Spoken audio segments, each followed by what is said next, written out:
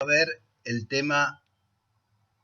a ver el tema de síndrome ascítico edematoso.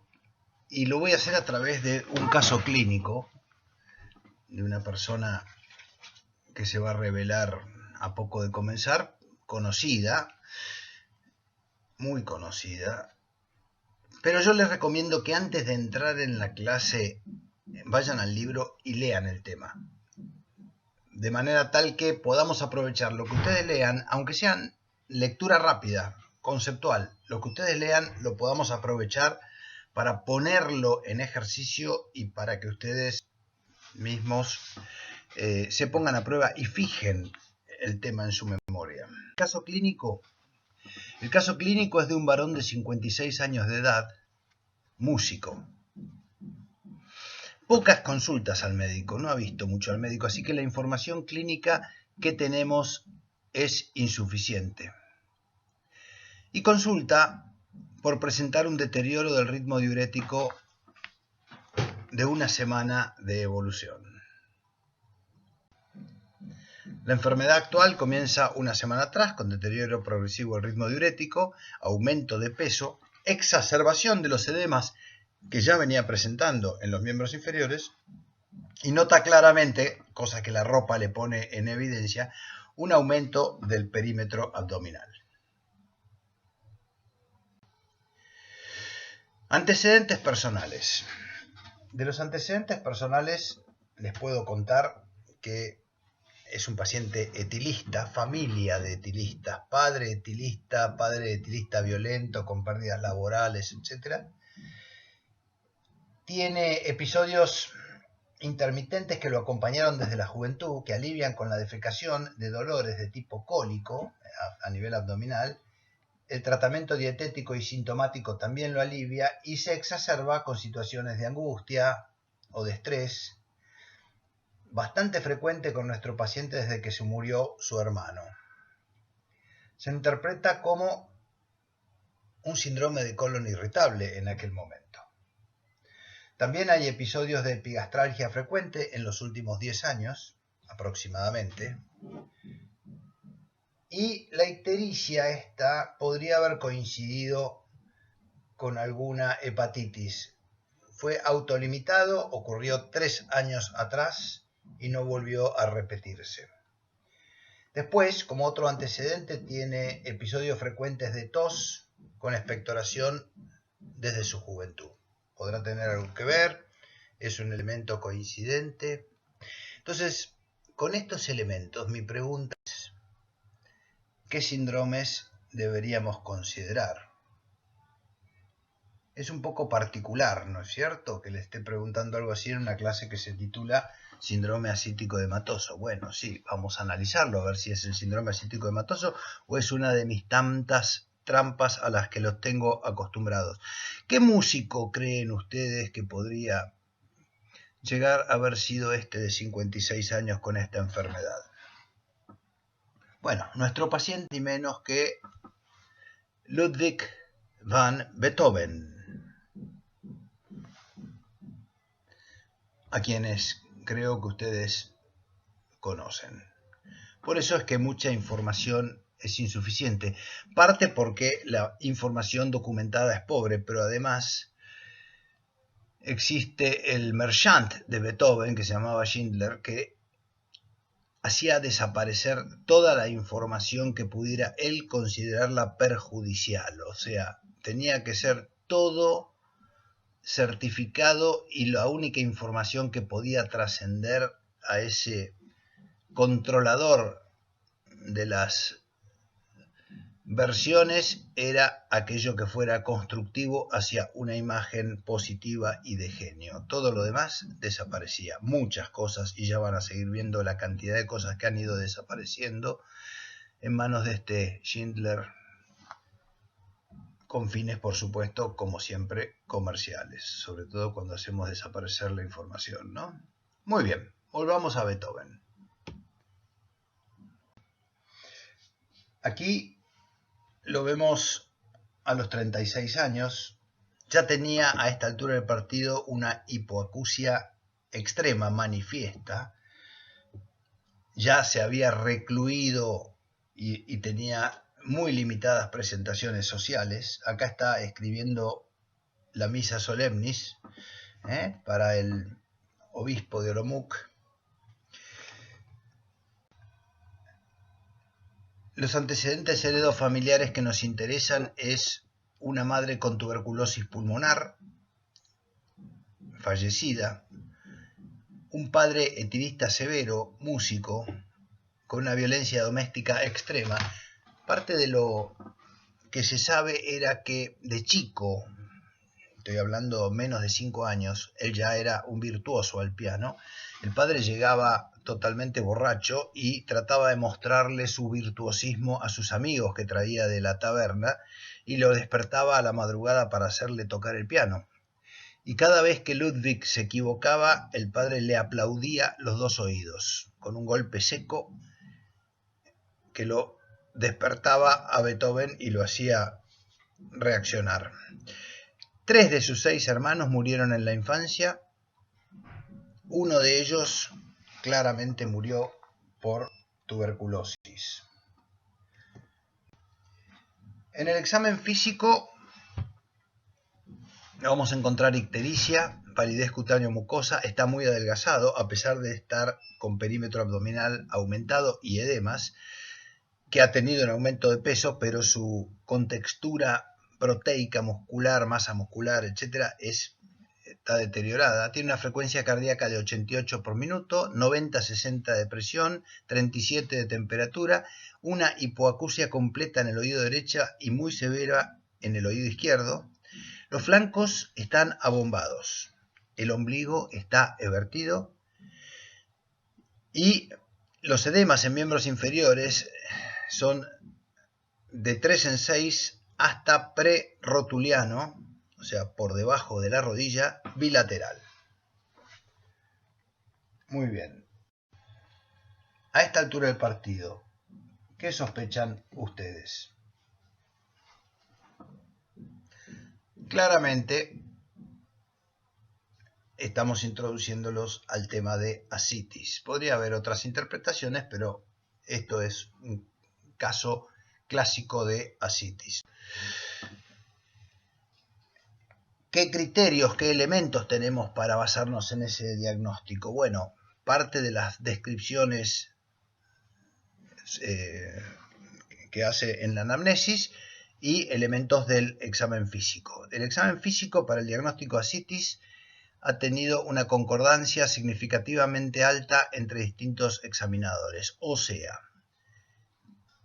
practicado y con conocimiento de técnica, no hay tanta situación dubitativa al examinarlo. Veamos qué elementos nos pueden especialmente interesar. Según esta revisión de Williams, hay algunos elementos de la anamnesis y del examen físico que tienen especial relevancia. Y yo les dije que Beethoven, y nuestro caso, iba a ser una situación clásica de síndrome asíptico edematoso. Fíjense, superpongamos en esta tabla nuestro Beethoven tiene indicadores de alta sensibilidad, como el incremento del perímetro abdominal, como los edemas de tobillo y como el antecedente de etilismo, y algunos indicadores que tienen mayor especificidad para el diagnóstico de asitis en el interrogatorio, ¿no? La presencia de hepatitis y el aumento reciente de peso son 2 elementos más específicos. También la historia de cáncer que Beethoven no trajo era algún elemento que daba cierta especificidad al diagnóstico según la anamnesis. Y del examen físico, el abombamiento de los flancos es uno de los elementos que está presente. Puede venir un paciente adelgazado pero panzón, con los flancos claramente abombados. No es una gordura cilíndrica simétrica, sino que tiene en el decúbito dorsal un desplazamiento hacia ambos laterales que marca este contorno tan característico. Pero sin duda, el elemento semiológico más importante es la presencia de matidez desplazable.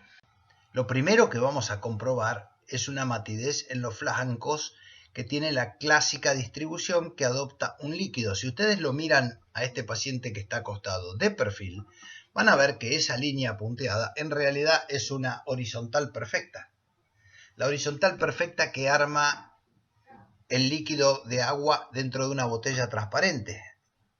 Cuando ustedes la miran de costado, va a ser una horizontal perfecta. Ahora, si recuestan la botella, va a tomar la forma del pico y va a tomar el dibujo. En este caso, paciente que está recostado va a adoptar este formato en particular, que es el contorno que le define la cavidad abdominal. Pero esa matidez, para que tenga especificidad, debe ser una matidez desplazable. O sea, que de la línea que habíamos constatado antes de matidez, al cambiarlo de posición al decúbito dorsal, la matidez también cambia de posición. No se olviden que este líquido tiene que desplazarse entre las asas intestinales, de manera tal que hay que darle 1 o 2 minutos para que adopte esta clásica presentación y distinta de la que habíamos encontrado en el decúbito dorsal. Todo lo que encontramos en la izquierda de este paciente, que ahora está arriba, era mate. Sin embargo, ahora está sonora. Y la mitad del abdomen derecho, que estaba entre el ombligo y el flanco, era sonoro y ahora está mate. Entonces es una matidez desplazable. Se desplazó la matidez con el cambio de posición. Tal vez lo más sensible que hasta puede detectar matidez desplazable en volúmenes chicos como de 500 centímetros cúbicos es que en vez de verlo en decúbito lateral lo pongan de pie. Si ustedes lo ponen de pie, la pelvis angosta el espacio total y le marca incluso volúmenes de pequeña magnitud. Muy bien, y la otra que van a conocer, la otra descripción semiológica que ustedes van a encontrar es la presencia de onda cítica. La presencia de onda cítica, ustedes percuten sobre uno de los laterales y con la mano en el otro extremo la van a poder sentir y percibir con claridad. No se olviden que para que esta percusión sea trasladada por una masa más densa que el aire intestinal, tiene que ser percusión hecha sobre la zona clara, franca del líquido. O sea que ustedes van a tener que percutir primero, van a tener que definir las bandas de matidez y las manos van a percutir por la derecha y sentir la percusión por la izquierda, siempre y cuando ustedes las pongan debajo de la línea de matidez. O sea, ustedes tienen que golpear bien de lleno sobre el líquido peritoneal y tienen que sentirlo bien de lleno sobre el líquido peritoneal. Ahora, cuando ustedes golpean la cavidad abdominal, van a ver, golpéenlo en forma espontánea, y van a ver cómo hay a través de la grasa de la piel una traslación del impacto que ustedes hicieron. De manera tal que ustedes pueden, si ponen la mano suavecita, sentir el impacto, pero a través de la grasa, y eso genera una confusión. Para evitar esa confusión se hace una interrupción en la línea media. Acá pidieron a un asistente que coloque sus manos de forma tal que el impacto de percusión es detenido por las manos del asistente y lo que ustedes sientan con su mano izquierda, la que tiene mi reloj, va a ser claramente responsabilidad del desplazamiento que genera el impacto a través del líquido y no la grasa. Si ustedes no tienen un asistente, bueno, la maniobra es un poco más complicada porque ponen el talón de su mano y el pulgar extendido haciendo de barrera al impacto. Hemos marcado como elementos del examen físico el abombamiento de los flancos, la matidez en los flancos y la presencia de matidez desplazable, que es altamente sensible, pero en este trabajo de Williams tiene una especificidad intermedia. La onda asítica, cuando es clara y bien evidente, tiene 90% de especificidad. Ustedes están, si lo sienten bien definido, están bastante más seguros que están en presencia de asitis. Ahora, como elemento de detección de la asitis es de baja sensibilidad, entonces tiene un 62% de sensibilidad. Entonces, la matidez desplazable tiene una sensibilidad razonable y una especificidad intermedia. Depende también la habilidad con la que ustedes la practiquen y la hagan sobre su propia maniobra. Dicho esto, podemos decir que los elementos más relevantes que confirman la sospecha de asitis son el incremento del perímetro abdominal, el aumento reciente, 1, 2, 3 semanas de peso y la progresión del edema preexistente o no existente en los tobillos. Mientras que al revisar la presencia de onda asítica, la presencia de matidez desplazable y que ustedes constaten que verdaderamente tiene edema en los tobillos. Y por el contrario, descartan la existencia de asitis cuando el paciente no ha detectado aumento del perímetro abdominal y ni incremento o modificación del edema de los tobillos, y cuando en el examen físico ustedes no ven abombamiento de los flancos ni ven matidez desplazable o matidez en los flancos. Nos interesa saber cuál fue la causa que originó este líquido en la cavidad peritoneal, esta asitis. Y groseramente, por causas, teniendo en cuenta la importante frecuencia de la hipertensión portal, yo diría que tenemos que empezar a pensar ¿tiene hipertensión portal? O las causas son todas aquellas otras que no tienen hipertensión portal. Cuando tienen hipertensión portal, veremos ahora la fisiopatología de la asitis generada desde la hipertensión portal desde la concepción actual. Pero también puede haber líquido asítico sin hipertensión portal, por ejemplo, compromiso peritoneal tuberculoso o neoplásico, metástasis tumorales que siembran el peritoneo y dan extravasación de líquido. Puede también haber líquido en peritoneo por albúmina baja. Al tener hipoalbuminemia, la presión oncótica proteica es baja y se va a generar hipertensión portal, como por ejemplo podría pasar en el síndrome nefrótico. O también podemos encontrar hipertensión portal en el grupo que acá llamamos otros, ¿no es cierto? Que son, por ejemplo, la sección del conducto linfático por un tumor o por un accidente quirúrgico que nos da la presencia de asitis quilosa, una asitis de tipo lipídica, ¿no es cierto? El hipotiroidismo que tiene mixedema y nos puede dar asitis. La lesión del conducto pancreático, rarísima causa, pero podría darnos asitis con un líquido de tipo pancreático, o el hemoperitoneo de una causa traumática. No se olviden que hay un 5% de los casos que tienen asitis por más de una causa. En general, hipertensión portal, por ejemplo, con compromiso peritoneal de tuberculosis. Un cirrótico que tiene una tuberculosis peritoneal, tiene las dos causas, ¿no? O puede haber una pericarditis constrictiva agregada también por tuberculosis, ¿no? O insuficiencia cardíaca congestiva. Entonces hay varias razones. Entonces vamos empezando a prepararnos para razonar las causas que lo pueden ocasionar. Y por eso les digo, el grupo más importante es la hipertensión portal. Fíjense que hipertensión portal con cirrosis es el 85% de todos los pacientes que tenemos con asitis. Pero también puede haber hipertensión portal sin corresponder a una cirrosis, que es el otro 8%. Dentro de este 8%, el grupo más frecuente es la insuficiencia cardíaca congestiva. Tiene todo un aumento de la presión del sistema venoso asociado a un aumento de la precarga cardíaca y nos da asitis como manifestación.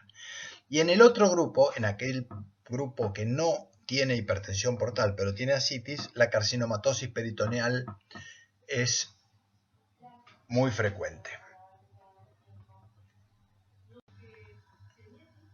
Vamos a ver ahora exclusivamente vamos a hacer un pequeño alto y vamos a ver la fisiopatología de la ascitis con hipertensión portal de un paciente cirrótico, ya que es el 85% de los casos. Vale la pena que hagamos un análisis de este tema en particular. Si empezamos entonces a analizar la fisiopatología de la formación de ascitis en un paciente cirrótico, vamos a empezar analizando las dos teorías clásicas, que son las que están en la mitad superior del semicírculo, que es la de llenado insuficiente y la teoría del rebosamiento. Pero actualmente la comprensión de la fisiopatología se centra en ambas observaciones, pero sustentada por los fenómenos de vasodilatación, y ahí el óxido nítrico puede tener un papel predominante. La hipertensión portal es el primer paso requerido para la retención de líquidos en el contexto de un paciente con cirrosis. Los pacientes que tienen inicialmente cirrosis, pero no llegan a niveles de hipertensión portal, no desarrollan ni ascitis ni edema. Para que exista retención de líquidos y aparición de ascitis, se requiere que la presión del sistema porta supere los 12 milímetros de mercurio. Cuando supera los 12 milímetros de mercurio, empieza a formarse ascitis. Y por otro lado, si por alguna razón un paciente con ascitis, con presiones del sistema porta por encima de los 12 milímetros de mercurio, alivia esas presiones, por ejemplo, lo que puede ocurrir con un shunt portosistémico, quirúrgico o radiológico, las presiones caen por debajo de los 12 milímetros de mercurio y lentamente el líquido ascítico va a ir desapareciendo. Para que la retención de líquido ocurra, entonces tiene que existir hipertensión sinusoidal hepática, porque la hipertensión portal presinusoidal, como puede ocurrir por ejemplo en las trombosis venosas del sistema portal, generalmente no alcanza para formar ascitis en la ausencia de algún otro factor predisponente. Esta hipertensión portal además lleva a cambios profundos en la circulación esplácnica, y esto es lo que entra a combinarse en la hipótesis de la vasodilatación arterial periférica.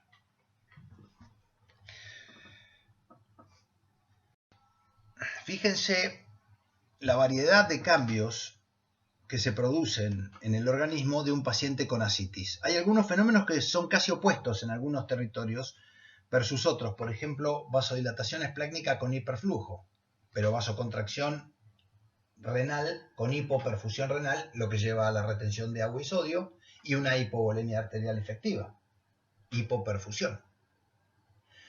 Los primeros cambios se relacionan con el aumento de la presión en el sistema porta desde sinusoidal y hacia postsinusoidal, insuficiencia cardíaca, el síndrome de Budd-Chiari, que es el compromiso de las venas suprahepáticas, etc. En el aumento presinusoidal, como la compresión extrínseca o la trombosis de la vena porta por sí sola, es difícil que lleguen a desarrollar ascitis. Se observa y se han dado casos, pero no es tan común, salvo que exista alguno de los otros factores sinusoidales o postsinusoidales asociados. Entonces, se produce vasodilatación esplácnica y tiene todo un estado hiperdinámico por esa vasodilatación. Esto se ve en la aparición de circulación colateral y la aparición de shunts portosistémicos. Entonces, actual vendría a ser que existe una retención de volumen en el sistema porta. Esa retención de volumen paralelamente lleva a una hipovolemia efectiva del resto del sistema circulatorio, y esa hipovolemia efectiva nos va a dar una activación del sistema renina-angiotensina-aldosterona que va a llevar a la retención de agua y sodio. Retención de agua y sodio que nos va a dar mayor incremento de todo el sistema volémico, pero sobre todo mayor incremento en la presión del sistema porta, y esto lleva a la trasudación de líquido a la cavidad peritoneal. La hipótesis del rebosamiento se concentra en la retención primaria de agua y sal. La retención primaria de agua y sal, como fenómeno primario, por eso es un fenómeno que no coincide con lo que observamos siempre en la clínica, nos va a llevar a una hipervolemia, nos lleva a mayor hipertensión portal y nos lleva a mayor formación. ¿Cómo podemos llegar a unir todo esto? Está involucrando a la liberación de óxido nítrico. Hipertensión portal que acompaña a la liberación de óxido nítrico que lleva a una vasodilatación sistémica por el óxido nítrico. Esto trae aparejado una respuesta simpática de vasoconstricción, con lo cual hay hipoperfusión del sistema renal, deterioro del filtrado renal, y entonces ahí sí la activación del sistema renina-angiotensina-aldosterona, retención de líquido, rebosamiento, todo encadenado. Pero el fenómeno primario podría estar asociado a la liberación de óxido nítrico disparando la hipertensión portal. O sea, aumento del óxido nítrico, vasodilatación, hipoperfusión renal, retención de sodio a nivel renal, sobrecarga del sistema vascular, del sistema intravascular y del volumen intravascular, formación de ascitis. Y esto trae aparejado una activación refleja del sistema nervioso simpático con mayor actividad renina-angiotensina-aldosterona que va perpetuando en un círculo vicioso mayor retención de agua y sodio, mayor sobrecarga de volumen, mayor formación de ascitis, mayor respuesta simpática refleja, etc. Esta sería la hipótesis vigente hoy en día. Entonces, volvamos a nuestros pacientes en práctica clínica. Tenemos un grupo con hipertensión portal y tenemos un grupo sin hipertensión portal. El grupo con hipertensión portal está fundamentalmente, que es el más frecuente, es el 85% causado por cirrosis y un 8% de las otras hipertensiones portales sin cirrosis, de los cuales la insuficiencia cardíaca da hipertensión portal sin cirrosis. El 60% de los pacientes que tienen diagnóstico de cirrosis hoy van a desarrollar ascitis en los próximos 10 años. Veamos, de estos pacientes con cirrosis ya estamos concentrándonos, ¿no es cierto? Estamos hablando del grupo que tiene hipertensión portal. De ese grupo que tiene hipertensión portal podría ser con cirrosis o sin cirrosis. Los que son con cirrosis, ¿por qué? La cirrosis, lejos, la causa más común es el alcohol, la hepatitis C y la esteatohepatitis no alcohólica, un grupo que va en aumento porque el fenómeno fisiopatológico más importante en ellos es la obesidad mórbida, que nos da esta esteatohepatitis no alcohólica. De manera tal que reconocer a un paciente alcohólico es importante. Por definición, el alcohólico niega su enfermedad. Lo ve socialmente aceptado, lo ve como normal. Existen los alcohólicos, pero él no es de ese grupo porque él no toma como para ser un alcohólico. Además, él tolera muy bien el alcohol. Entonces la negación forma parte del alcoholismo. ¿Cuándo debemos o cómo podemos sospechar que nuestro paciente, ese que tenemos sentado enfrente, es alcohólico? Obviamente, si tenemos una esposa o alguien o una hija que nos puede llegar a dar el dato, sería más que útil, pero no siempre está presente, o a veces está presente pero no puede abrir la boca porque sabe lo que le espera a la noche cuando vuelvan a casa. Entonces, hay una serie de criterios clínicos que les permite a ustedes sospechar que están frente a un alcohólico. Un paciente que tiene politraumatismos sin un evento, sin un accidente conocido, que volcó con el auto y se rompió todo, pero ustedes ven que hay fracturas costales varias en la radiografía, hay una muñeca torcida, secuelas óseas visibles o no tan visibles, la presencia, el antecedente de una neumopatía aspirativa, ¿no es cierto? Un paciente que ha sido despedido de muchos trabajos, lo han echado de varios trabajos, o tiene un ambiente familiar desestructurado, 3 matrimonios, los hijos no lo vienen a ver, está permanentemente aislado. En el laboratorio hay algunos datos que son interesantes, por ejemplo, tienen ácido úrico alto y tienen macrocitosis, tienen un volumen corpuscular medio por encima de los 100, 105 inclusive, el alcoholismo lleva a la hipertrigliceridemia. Dentro de los elementos del hepatograma vamos a ver que hay un pequeño incremento de las transaminasas, pero sobre todo, como en todas las formas tóxicas, de la GOT por encima de la GPT. Tienen un incremento de las transaminasas a predominio GOT. Y sin duda, con el consumo reciente de alcohol, es el aumento de la gamma-glutamil transpeptidasa 2 o 3 veces por encima del valor de lo normal. Ese paciente los obliga a ustedes a sospechar la posibilidad de alcoholismo. Y cuando lo van a revisar, ¿con qué se encuentran?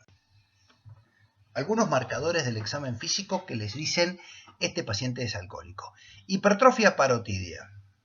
Creo que después viene una foto. La presencia de nevus en araña, los llamados spiders. La palma hepática, el temblor fino. La ginecomastia.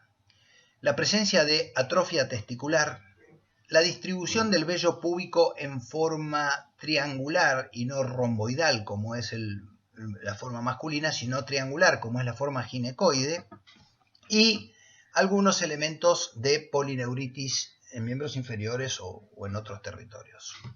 Ese paciente, sumado a lo anterior, es alta sospecha de que el alcohol. Entonces, nos interesa saber si nuestro paciente con cirrosis tiene elementos clínicos que nos hablen de hipertensión portal, o podemos encontrar elementos clínicos que nos hablen de insuficiencia hepática. La clínica de la hipertensión portal les va a dar ascitis y les va a dar la clínica de la hipertensión portal por circulación colateral. La circulación colateral va a desarrollar varices esofágicas, a veces con hematemesis. Va a desarrollar la famosa cabeza de medusa, que es una circulación colateral venosa, una venodilatación periumbilical, la presencia de hemorroides y esplenomegalia, también como consecuencia de hipertensión portal. Los signos de insuficiencia hepática en el examen físico son los nevus en araña, la ginecomastia, el eritema palmar, también la presencia de ascitis puede ser la insuficiencia hepática, veamos los niveles de albúmina, ¿no es cierto? La presencia de ictericia no es hipertensión portal, es insuficiencia hepática. La atrofia testicular, déficit hormonal, insuficiencia hepática. El elemento de la impotencia sexual. Algunos estigmas o antecedentes de coagulopatía. Y ocasionalmente puede tener alteraciones en su función intelectual mental. Vamos a ver algunas de estas fotos. Fíjense las conjuntivas amarillentas. Ictericia. Aquí vemos a la izquierda el eritema palmar, la palma hepática. Y a la derecha, la hipertrofia parotidia bien clara. Me gustaría mostrarles cómo se hace para examinarlo, pero por PowerPoint grabado. Acá ven un spider clásico. Fíjense que desde abajo se ve una arteriola central que cuando ustedes la presionan desaparece y aclara todo el spider. Al soltarla, al dejar de presionar la arteriola central, van a ver cómo rellena el spider desde esa arteriola hacia la periferia. Parece una araña, por eso se llaman nevus. Y aquí tenemos algunos elementos que nos permiten sospechar la posibilidad de que haya sido una hepatitis C. ¿No es cierto? Tienen el antecedente de drogadicción endovenosa, los tatuajes con agujas no estériles, el antecedente de promiscuidad sexual, en forma arbitraria se define en más de 6 parejas de convivencia sexual en un año. Me interesa mucho también que recuerden esta fotografía en donde vemos ictericia. No es la mejor fotografía para verla, tendríamos que haber incluido los ojos, no está bien claro. Hay un pequeño brillo amarillento en la piel, en la zona superior del abdomen. Fíjense que tiene unas mamas visibles, tiene manifestaciones purpúricas en el antebrazo, en la pared del abdomen, ahí por debajo del ombligo. tiene un vello ginecoide, es triangular, ¿no es cierto? Hay lesiones de rascado, lo pueden ver en el codo izquierdo, hay rascado, lesiones de rascado, y claramente un abdomen globuloso con los flancos evertidos, o sea, ascitis bien evidente. Aquí ustedes ven la consecuencia de la circulación colateral en la famosa cabeza de medusa, toda esa venodilatación periumbilical.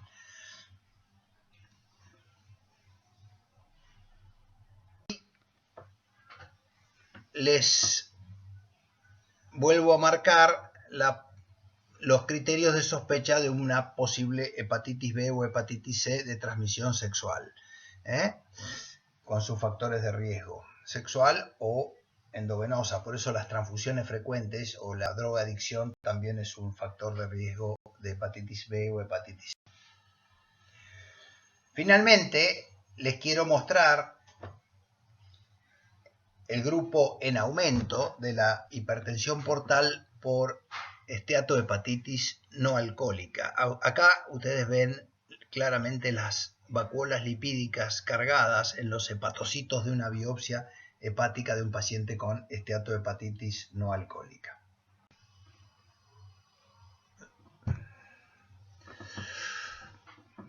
Muy bien.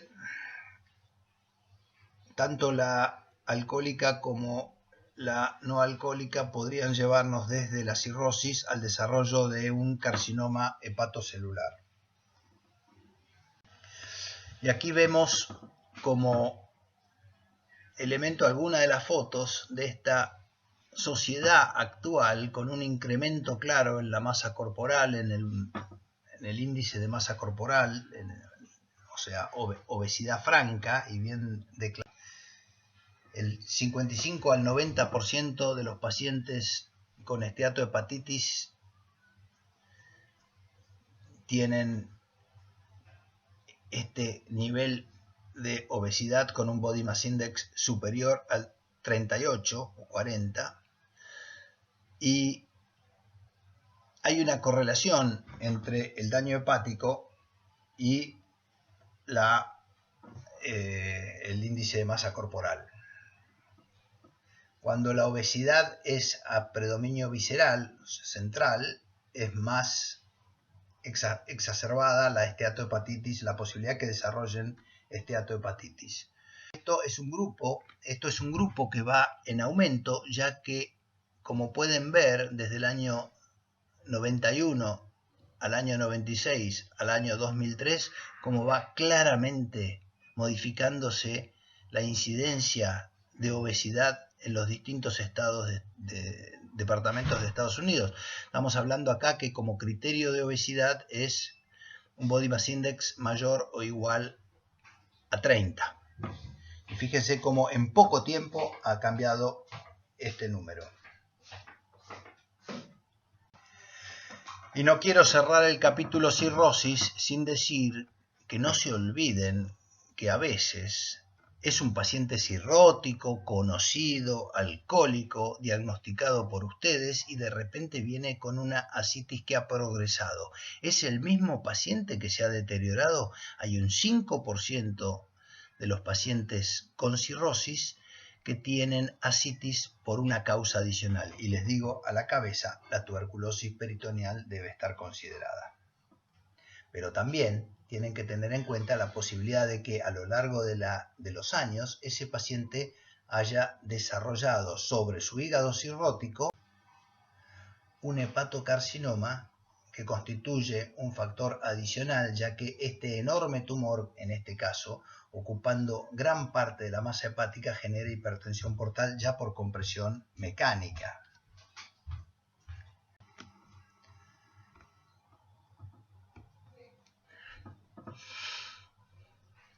Pasemos al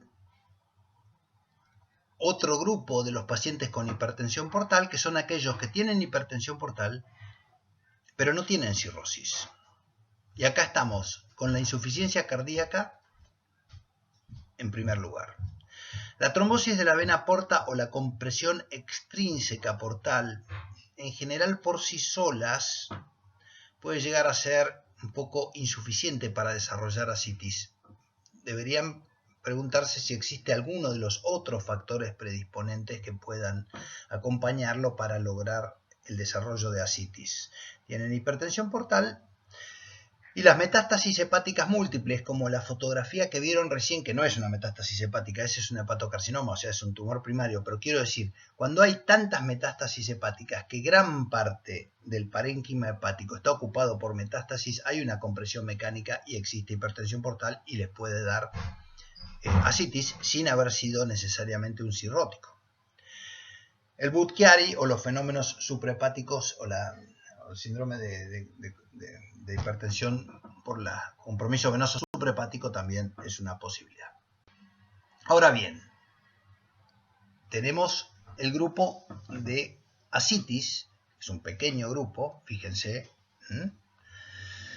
un pequeño grupo que tienen hipertensión portal, pero que no tienen hipertensión portal. En estos es importante que tengan presente la carcinomatosis peritoneal, pero también pueden ver ascitis en los pacientes que tienen un síndrome nefrótico, que tienen mixedema de un hipotiroidismo, que tienen una tuberculosis o que han tenido un compromiso infiltrativo tumoral por linfoma o metástasis de otro tumor del sistema linfático o por daño del sistema linfático mecánico, quirúrgico, etc.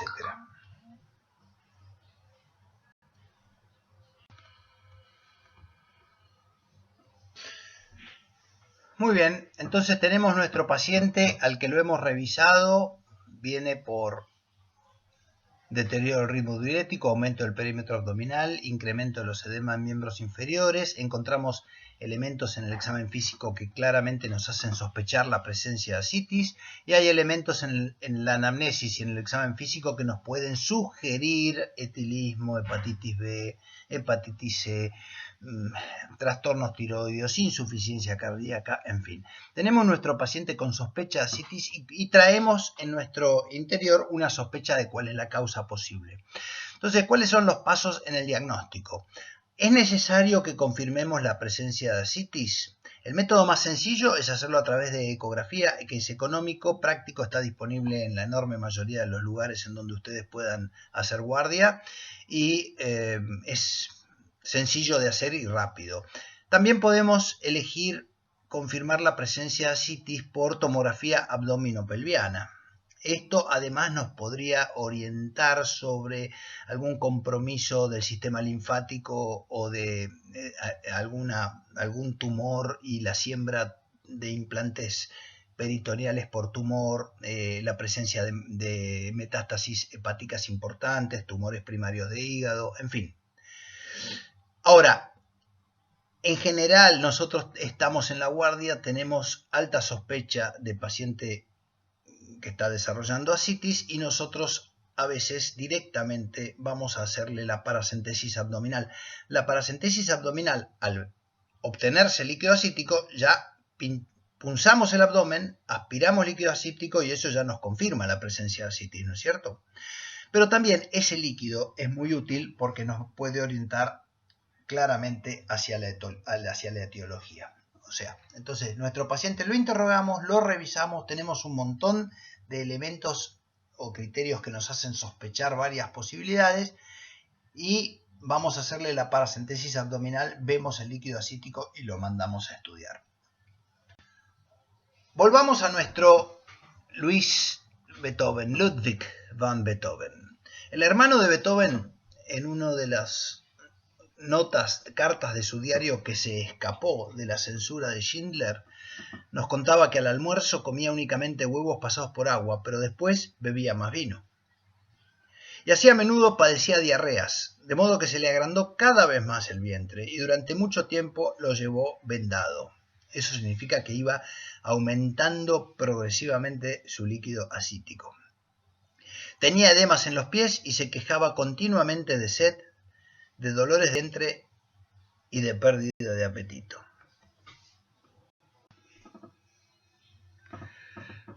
Su médico le realizó a cuchillo, estamos hablando de 1821-22, a cuchillo le hizo una incisión medio abdominal, o sea, él le hizo una paracentesis a lo bruto y evacuaba abundantes volúmenes de líquido acítico. Esa herida de paracentesis durante varias semanas continuaba drenando líquido acítico, o sea que a él le resultaba en un alivio de la tensión abdominal, pero imagínense las incomodidades, porque en esta época ya Beethoven nuevamente estaba apremiado de dificultades económicas.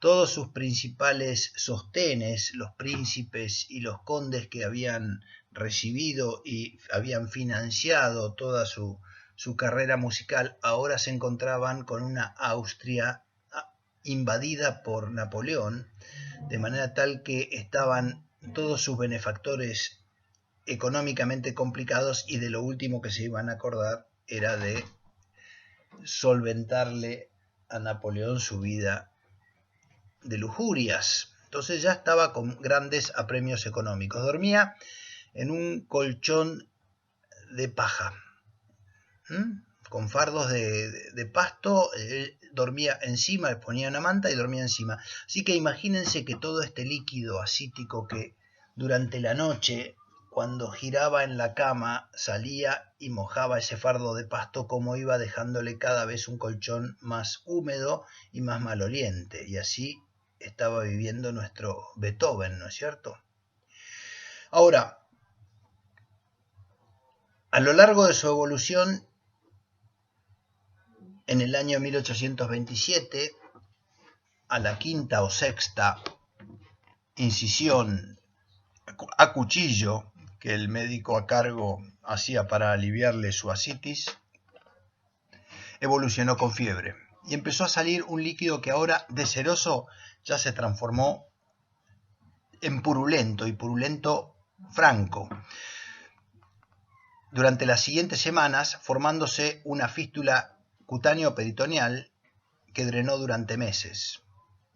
Pero en marzo ya empezó con epistaxis, y esto lo podemos interpretar como un signo de coagulopatía por insuficiencia hepática. Y el 24 de marzo de 1827, él progresa con deterioro del sensorio, llega al coma y poco a poco está en anuria, o sea, se empieza a poner en shock, probablemente de tipo séptico. Y el 26 de marzo de 1827, en Viena, muere Ludwig van Beethoven.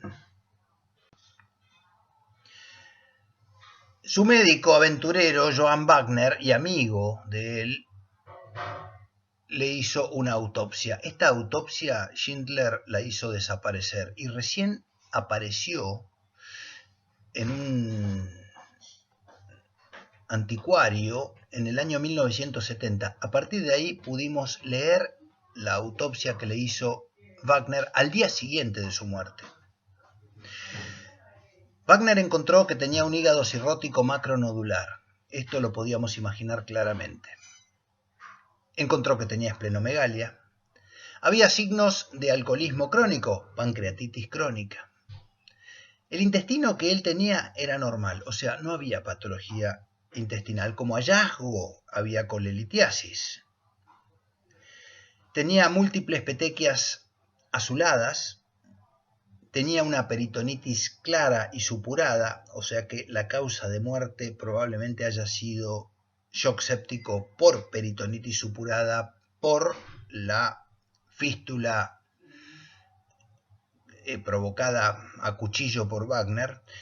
No encontró tuberculosis, que siempre fue su fantasía, ya que varios de su familia habían muerto de tuberculosis y él tenía tos recurrente, productiva.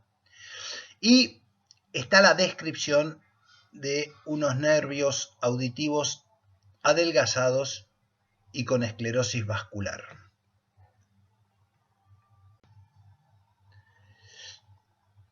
En el 2005 hay una publicación muy interesante que hizo la autopsia de Beethoven. Fueron a la tumba de Beethoven y encontraron, como se ve en esta foto, que en los huesos había altas concentraciones de plomo. ¿Y por qué tenía una intoxicación crónica por plomo, un saturnismo? Porque en aquella época los ricos tenían copas de oro y de plata, pero los pobres tenían copas de plomo. O sea que junto con el alcohol que él tomaba siempre su cuota de plomo que su jarro le cedía gentilmente a su vino. Entonces, lenta y crónicamente fue teniendo este tipo de intoxicación por plomo. Y sobre este diagnóstico que se hace en el 2005, llegamos a la conclusión de que los dolores abdominales a repetición y sus diarreas frecuentes sobre una autopsia de un intestino normal seguramente fueran consecuencia del saturnismo.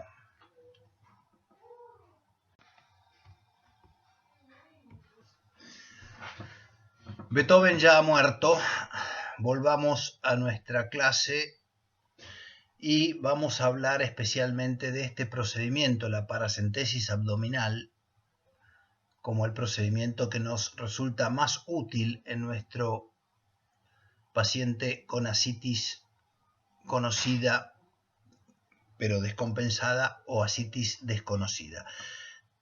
La paracentesis abdominal clásicamente se describe como un sitio de punción, la línea media infraumbilical por unos 2 centímetros por fuera, ya que la línea media infraumbilical está muy vascularizada. Si ustedes punzan exactamente en la línea media, es probable que generen un pequeño sangrado o que contaminen su líquido ascítico con sangre, complicando un poco el diagnóstico. Y nosotros en Argentina usamos mucho más la punción en la fosa ilíaca izquierda, como ustedes pueden ver en este paciente que tiene una pequeña hemorragia en esa zona donde había sido punzado. Teóricamente este lugar está indicado para los obesos, ya que la línea media umbilical en los obesos tiene un panículo adiposo tan grueso que deberían usar agujas mucho más largas. Entonces ahí sobre el lateral, en la fosa ilíaca izquierda, hay mucha menos grasa, complicando el proceso. Se usa una aguja de 50 milímetros y la punción debe hacerse en zigzag. ¿Qué significa esto? Yo voy a elegir el sitio de punción, que es ahí donde está la X, ¿no es cierto? Con mi mano izquierda desplazo la piel 2, 3, 4 centímetros hacia un costado o hacia arriba, realizo la punción, continúo con la punción atravesando la pared muscular y la membrana peritoneal y tomo mi muestra de líquido ascítico.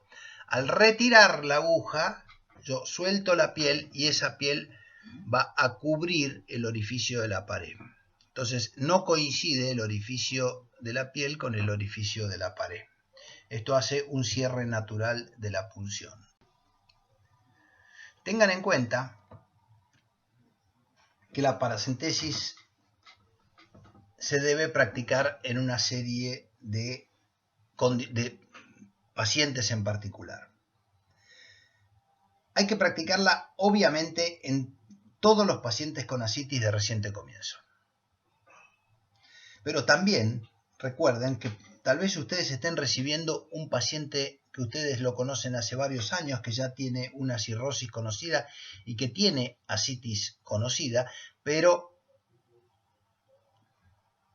esta ascitis ha cambiado en su intensidad, o hay otras causas de deterioro clínico, deterioro del sensorio, oliguria, hiperventilación con acidosis metabólica, dolor abdominal,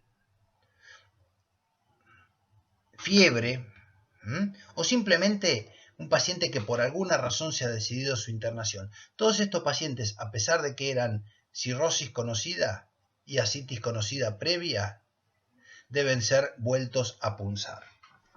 No se olviden que el 15% de estos pacientes cirróticos pueden desarrollar una ascitis o agravar su ascitis por causas no hepáticas, como por ejemplo tuberculosis, por ejemplo hepatocarcinoma, y la que es más seria, les diría, es la peritonitis bacteriana espontánea, que puede llevar a la mortalidad en los siguientes 7 días mientras está el paciente internado. Entonces, ya les dije dónde punzamos, cómo punzamos, obtenemos una importante muestra de líquido ascítico. Si el abdomen está a tensión, aprovechemos y dejemos la aguja y un catéter y sigamos evacuando como le hacían a Beethoven para que drenen varios litros de líquido ascítico y alivien la tensión de la... Pero eso tal vez es otro tema, ¿no es cierto? Este líquido ascítico, ¿qué es lo que voy a hacer con este líquido ascítico? Me interesa fundamentalmente que lo tengan claro en todos estos pacientes de ascitis de reciente comienzo, en donde yo sospecho que tiene ascitis, lo puncé y documento la ascitis, sospecho que hay una serie de causas, pero no las tengo documentadas. Entonces, lo que quiero hacer es una serie de cosas que me permitan decir cuáles pueden ser las situaciones que llevaron a esta ascitis. De manera tal que es muy importante que tengan esta lista en mente. Inspeccionen el líquido. Les va a dar una serie de datos útiles. No es lo mismo si tiene sangre, etc. Manden a hacer el examen físico-químico, donde las proteínas y la albúmina son importantísimas. Bueno, también pueden hacer la LDH, etc. Manden una muestra de anatomía patológica para que hagan el examen citológico, a ver si hay evidencias de células neoplásicas, etc.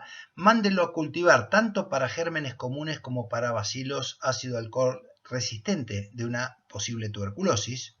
Y ahí guarden una muestra para hacer ciertas determinaciones especiales. Pero además de tomar toda esta muestra de líquido ascítico, tienen que sacarle sangre dentro de la siguiente hora a su paciente, porque vamos a necesitar sobre todo algunas determinaciones y muy importante que me puedan decir el nivel de albúmina sérica, porque voy a compararla con la albúmina del líquido ascítico. Ya lo veremos más tarde. Entonces empecemos a ver la utilidad de estos puntos. La inspección del líquido. Nos puede dar un líquido amarillo transparente, amarillo turbio, lechoso, marrón oscuro, oscuro a negro o rosado. El amarillo transparente es el que ustedes van a ver en los pacientes cirróticos con hipertensión portal. El rosado ya les sugiere sangre. Ustedes no saben si esa sangre es del líquido ascítico o se la metieron ustedes al punzarlo. De manera tal que la recomendación sería que si ustedes están haciendo esta punción y ven que el líquido que obtienen es rosado, repitan la punción en otro sitio que no esté sangrando. Si vuelve a salir rosado, es altamente probable que haya sido líquido ascítico con sangre. Ahora, si en la segunda punción ese líquido ascítico viene amarillo transparente, no era sangre, sino que era provocado por el traumatismo que ustedes han hecho. Si es amarillo turbio, es muy importante que manden a determinar los polimorfonucleares y los leucocitos. Cuando tiene más de 500 leucocitos o más de 250 polimorfonucleares, ya ustedes tienen el criterio de peritonitis bacteriana como a considerar. Ahora, si ustedes ven que ese líquido parece un poco cremoso, lechoso, pidan triglicéridos. Normalmente en la ascitis quilosa los triglicéridos vienen mayor a 200 miligramos por decilitro. Rara vez pueden encontrar un líquido ascítico marrón oscuro, que puede ser por perforación biliar, y en ese caso van a encontrar que tiene una bilirrubina mayor de 6, o claramente oscuro a negro, que podría ser por pancreatitis, y entonces van a tener una amilasa mayor de 50, o con más del 50% de los valores en relación a la amilasa plasmática. Cuando ustedes tienen la peritonitis evidente por los leucocitos o por los polimorfonucleares, es importante que después lean el cultivo. Primero, a ver si tiene tuberculosis, pero segundo, para ver si tiene una flora entérica monomicrobiana, una sola bacteria aislada o si es polimicrobiana. Así que esto lo encadenarían con la bacteriología. Y ahora vamos a un punto que es muy importante. Por alguna extraña razón que no alcanzo a entender, siempre se confunden con este punto.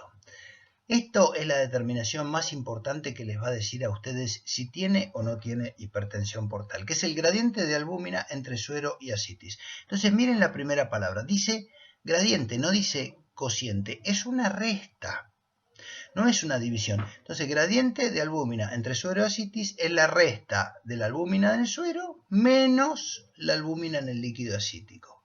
Y de acuerdo a eso vemos qué nivel nos da. Si tiene más o menos de 1,1 gramos por decilitro. Entonces, este es el punto más importante porque a partir de acá ustedes dicen hipertensión portal o no tiene hipertensión portal. Vamos a ver con este ejemplo. Un paciente que tiene proteínas totales 5,8 en suero y una albúmina de 2,8. Y en el líquido ascítico tiene 1,9 totales con una albúmina de 1 miligramo por ciento. Les pregunto a ustedes, con lo que les dije recién, no se vayan mucho más lejos. ¿Qué gradiente de albúmina entre suero y ascitis tiene este paciente? Claro. Muy bien. El gradiente de albúmina es 2,8 menos 1. En sangre 2,8, en ascitis 1. 2,8 menos 1 le da 1,8. Entonces este paciente tiene más de 1,1. Si tiene más de 1,1, este paciente tiene ascitis por hipertensión portal. 97% de certeza diagnóstica. Entonces, si tiene más de 1,1 de gradiente de albúmina entre suero y ascitis, que es una resta, el paciente tiene hipertensión portal. Y entonces a partir de ahí me encasillo. ¿Qué paciente tengo? ¿Qué le puede estar pasando? Bueno, acá tenemos a la izquierda todas las causas de gasa mayor de 1,1, o sea, de hipertensión portal, y a la derecha todas las causas de gasa menor de 1,1, o sea, sin hipertensión portal. Nuestro paciente a qué se acomoda, pero acá tienen ustedes una lista. Obviamente 85% de cirrosis y 5% adicional de ascitis mixta. Pero acá tienen ustedes cómo vamos a aplicar ese tema del gradiente de albúmina. Entonces recuerden que dentro del procedimiento más importante, además de la inspección, los cultivos, tienen que hacer todo porque si no van a tener que volver a punzarlo. Pero además de esto, empecemos mirando el gradiente de albúmina entre suero y ascitis, que es una resta. Con eso ya se ganaron el día. Recordando esto, se ganaron el día. Vamos a ver algunos temas puntuales. Cuando es una ascitis maligna, es causada por un tumor maligno. Bien, aplauso. Aplaudan rotundo. Puede ser por carcinomatosis peritoneal, o sea, siembra múltiple de metástasis peritoneales. Y estos pacientes con carcinomatosis peritoneal, si ustedes lo mandan a la citología y sobre todo cuanto más volumen de líquido le puedan mandar al patólogo, mayor sensibilidad tiene para que puedan encontrar si es siembras de un cáncer de ovario, etc. Pero también hay ascitis malignas que no tienen siembra en el peritoneo. Las metástasis hepáticas masivas por compresión nos dan hipertensión portal, nos dan ascitis. El compromiso del linfoma, ese es un paciente que tiene un tumor maligno, pero el linfoma nos va a dar una ascitis de tipo quilosa. Y el hepatocarcinoma en un paciente cirrótico por alcohol o cirrosis por virus B, por virus C, nos da hepatocarcinoma y ese hepatocarcinoma nos puede llegar a dar una ascitis sin citología. Porque el líquido ascítico no tiene tumores, ni en la metástasis hepática masiva, ni en el linfoma, ni en el hepatocarcinoma, sin citología. Otra ascitis que nos interesa, en pacientes con o sin cirrosis, la ascitis por tuberculosis. tiene más de 250 polimorfonucleares y los cultivos para gérmenes comunes son negativos. Fíjense que los cultivos para tuberculosis a veces son bastante reacios o tardan mucho en positivizarse. Así que el dato es, tiene una peritonitis evidente, pero no los cultivos son negativos. O sea, no es una bacteria ni entérica ni... El predominio es mononuclear en la tuberculosis y hay una determinación que es la adenosindeaminasa que les puede dar elevada y eso tiene una sensibilidad del 50% para el diagnóstico de tuberculosis. Todo esto se los digo porque si esperamos el cultivo tarda mucho y a veces 1 o 2 meses. Aumenta mucho la positividad del cultivo si hacemos, además de cultivo del líquido acítico, hacemos una laparoscopía y vamos a biopsiar los granulomas gaseosos que siembran ese peritoneo. Y entonces ahí vamos a mejorar el diagnóstico de tuberculosis. Pero acuérdense que el 50% de los pacientes con peritonitis tuberculosa es una asitis mixta. Eran cirróticos con hipertensión portal y se transformaron en cirróticos con hipertensión portal. Acá tienen la distribución del sistema linfoganglionar para que ustedes analicen la posibilidad de que tenga una asitis quilosa. Recuerden que más del 50% de la linfa se forma en el hígado y en el intestino. El quilo intestinal contiene triglicéridos de cadena larga que se van a transformar en monoglicéridos y ácidos grasos libres. El hepático contiene triglicéridos de cadena corta o mediana. Recuerden que todo el drenaje linfático regresa a la circulación general desde el conducto torácico, que se va a originar en la cisterna anterior quilosa a nivel más o menos de la segunda vértebra lumbar, recibiendo los drenajes desde el tronco linfático lumbar derecho e izquierdo, que se ve aquí en el dibujo,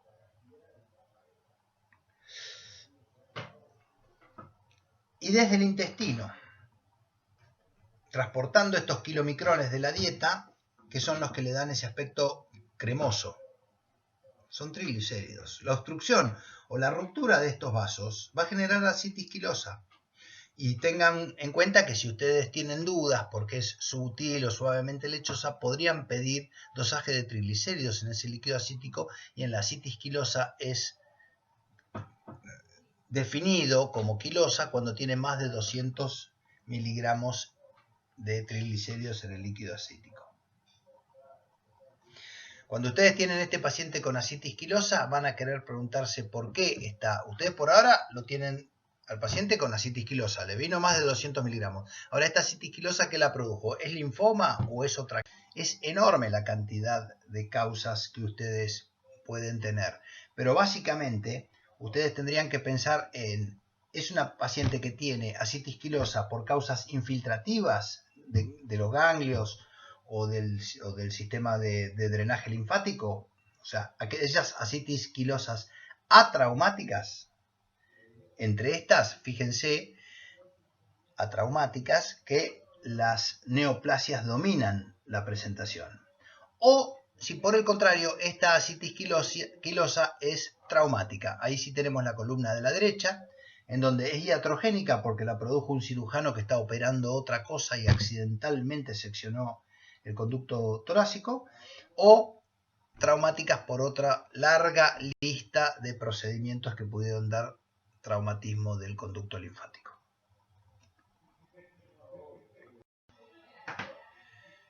No es el tema de la clase, lo van a ver tal vez un poco mejor el año que viene, pero tengan presente la clasificación de Child en el paciente cirrótico, porque esta clasificación, según estos elementos que dan las puntuaciones y le dan finalmente la categoría A, B o C del nivel A, B o C de Child, está altamente emparentado con el manejo del paciente que van a hacer ustedes con ese paciente con asitis, dado que en la mayoría son cirróticos, ¿no es cierto?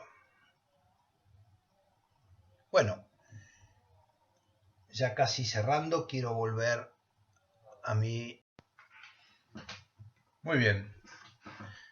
Quiero cerrar volviendo a este genio que fue Beethoven y les pido disculpas porque seguro que se va a escuchar horrible. En vivo usaríamos otra tecnología y se escucharía mejor.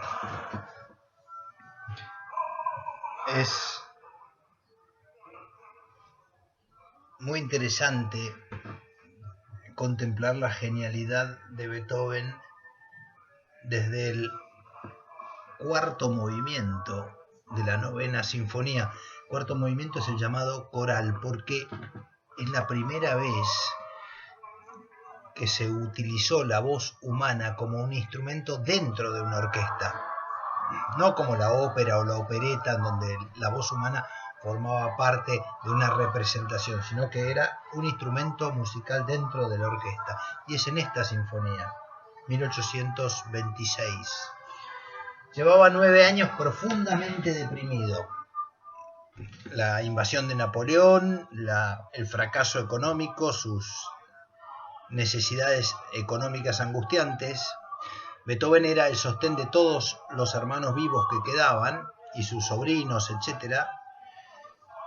Así que la falta de ingresos producto de la guerra le generó una situación muy particular, pero además se te agregó esta enfermedad, el síndrome ascítico hematoso cirrótico, con ascitis que drenaba y un paciente que se deterioraba.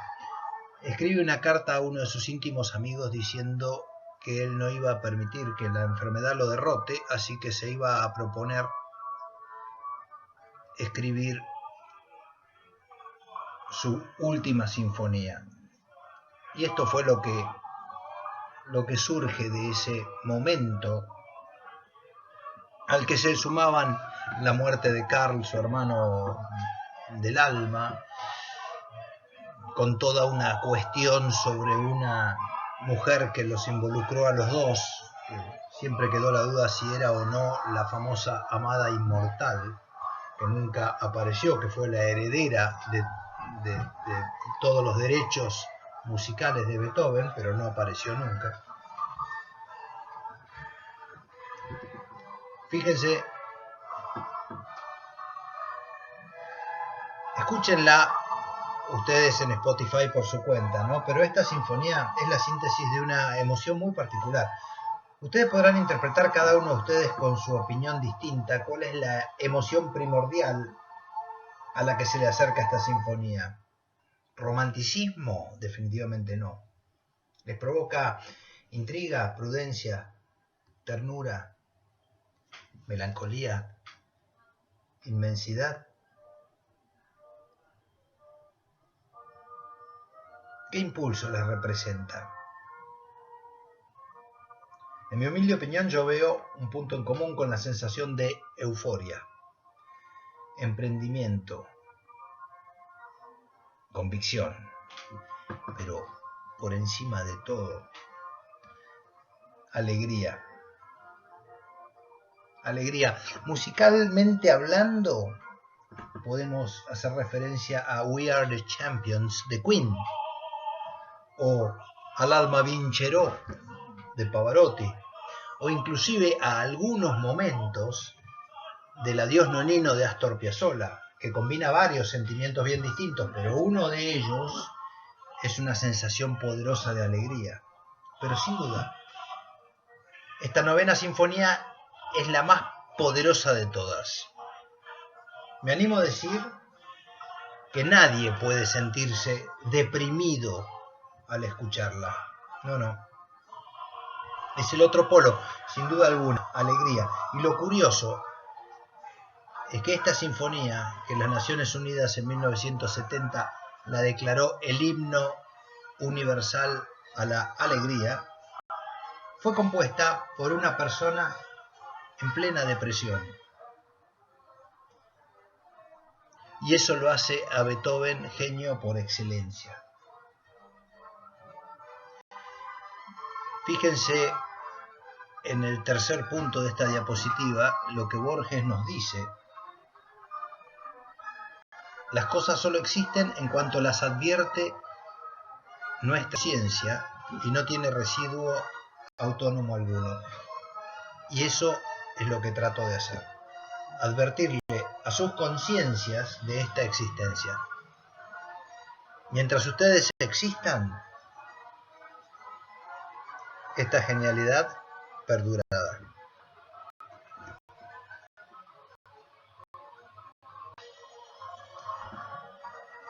Muchas gracias.